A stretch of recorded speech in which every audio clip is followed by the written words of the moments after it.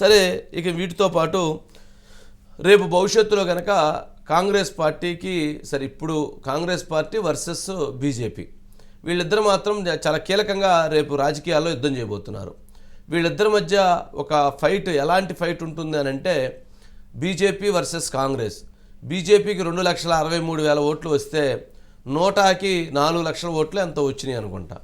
కాంగ్రెస్ పార్టీకి కూడా 2,90,000 3,000 దాదాపు అందరూ కూడా 2 నుంచి 3 లక్షల మధ్యలో ఓట్లలోనే వీళ్ళ ముగ్గురు కూడా ఉన్నారు. సరే, నోటాకి అన్ని ఓట్లు వచ్చినాయి అంటే వాళ్ళు గొప్పగా మనం చూడాల్సినటువంటి అంశం నోటాకి. మరి టీడీపీ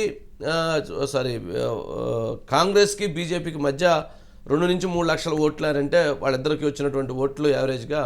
ఇక ఇప్పుడు వాళ్ళిద్దరి మధ్య జరిగేటువంటి యుద్ధంలో వాళ్ళిద్దరు కనుక విడిగా పోటీ చేస్తే ఎవరికి ఎక్కువ ఓట్లు రావడానికి అవకాశం ఉన్నదనేటువంటిది కూడా ముఖ్యమైన అంశం. ఎవరికి ఎక్కువ ఓట్లు వస్తాయి, ఎవరికి 4 లక్షల ఓట్లు వస్తాయి, ఎవరికి 5 లక్షల ఓట్లు వస్తాయి, ఎవరు ఎక్కువ ఓట్లను సాధించుకోగలుగుతారు అనేటువంటిది కూడా చూడాలి. వాళ్ళిద్దరి మధ్య పోటీ కూడా రాజకీయ పరంగా చాలా చర్చనీయాంశం అవుతుంది, ఆశ్చర్యకరంగా కూడా ఉంటుంది.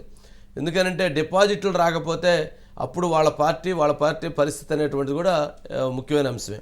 ఇక మనం గమనిస్తే ఇప్పుడు టీడీపీ జనసేనతో కనుక బీజేపీ జతగడితే, బీజేపీ కనుక టీడీపీ కలిసి కనుక యుద్ధం చేసే పనికైతే రాజకీయ యుద్ధాన్ని వైఎస్ఆర్సీపీ పార్టీ కాంగ్రెస్ పార్టీ ఎందుకు కలవకూడదు అని ఎవరు భావించాలి? కలిసేటువంటి అవకాశం లేదా? కలిసేటువంటి ఆస్కారం లేదా? కలవదు అని ఎందుకు అనుకోవాలి? అంటే జగన్మోహన్ రెడ్డి గారిని కాంగ్రెస్ పార్టీ రాహుల్ గాంధీ రానివ్వరో అని అనటానికి, మరి ఎవరైతే జగన్మోహన్ రెడ్డి గారిని కాంగ్రెస్ పార్టీలోంచి బయటికి తీసుకొచ్చిందే షర్మిల, విజయలక్ష్మి, ముగ్గురు కలిసి వచ్చారు బయటికి. మరి ముగ్గురు కలిసి వచ్చినప్పుడు ఇవాళ కాంగ్రెస్ పార్టీలో పీసీసీ బాధ్యతలో లేకపోతే ఏపీ బాధ్యతలో షర్మిలకు అప్పచెప్తున్నప్పుడు మరి రేపొద్దున కలిసి పోటీ చేస్తే మనకు ఎక్కువ స్థానాలు వస్తాయి, పార్లమెంట్లో ఎక్కువ స్థానాలు కలిసేటువంటి అవకాశం ఉంది, రేపు అసెంబ్లీ కూడా గెలిచేటువంటి అవకాశం ఉందని కాంగ్రెస్ పార్టీ భావిస్తే ఎందుకు కాంప్రమైజ్ కారు? కాంప్రమైజ్ అయ్యే షర్మిలతో కాంప్రమైజ్ అయినటువంటి వాళ్ళు జగన్మోహన్ రెడ్డితో ఎందుకు కాంప్రమైజ్ కాకూడదు? ఎందుకు విడిపోయి ఉండాలి? రాజకీయ అవసరాలు అనేటువంటివి, రాజకీయ కుర్చీ అనేటువంటిది, స్వార్థం, రాజకీయాల్లో కుర్చీ అనేటువంటి దానికి ఉన్నటువంటి ప్రాధాన్యత ముందు అన్నీ దిగదుడిపే. ఈరోజు సి రామచంద్రయ్య గారు తెలుగుదేశం పార్టీలో జాయిన్ అయ్యారు. సి రామచంద్రయ్య గారు చంద్రబాబు నాయుడు గారిని ఈ తిట్టు ఆ తిట్టు లేకుండా 99 తిట్లు తిట్టాడు.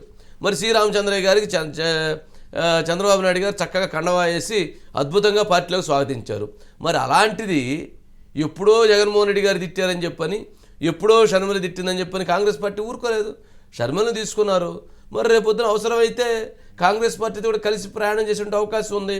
ఇండియా కూటమి స్ట్రాంగ్ అయ్యి, ఇండియా కూటమి కాంగ్రెస్ పార్టీ రేపు కేంద్రంలో అధికారంలోకి రాబోతుంది, అధికారంలోకి వచ్చేటువంటి అవకాశాలు ఎక్కువగా ఉన్నాయి అనేటువంటి సర్వేలు కానీ, అనేటువంటి గణాంకాలు కానీ, అనేటువంటి పరిస్థితి కానీ వస్తే వైఎస్ఆర్సీపీ కాంగ్రెస్ పార్టీ కలవటం అనేటువంటిది, కలిసి పోటీ చేయటం అనేటువంటిది, కలిసి పోటీ చేసేదానికి ఎక్కువ అవకాశాలు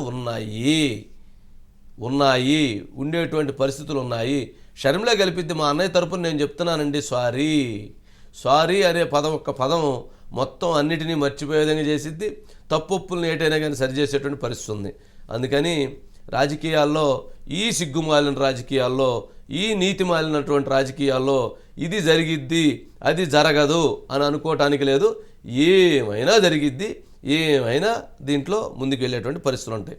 పర్టికులర్గా ఆంధ్రప్రదేశ్ రాజకీయాలు అనేటువంటిది అంటే ఫస్ట్లో ఉండేది కాబట్టి ఫస్ట్ మన దగ్గర నుంచే అన్నీ కూడా స్టార్ట్ అవుతూ ఉంటాయి అన్నమాట. సరే, దాని అంశం అదొకటి. ఇక